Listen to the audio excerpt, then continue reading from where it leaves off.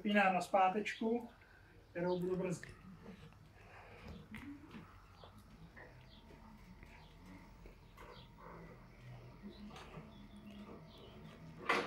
Zpátečku používám jako brzdu, kterou mám lehce stisklou a kolečko krásně jede.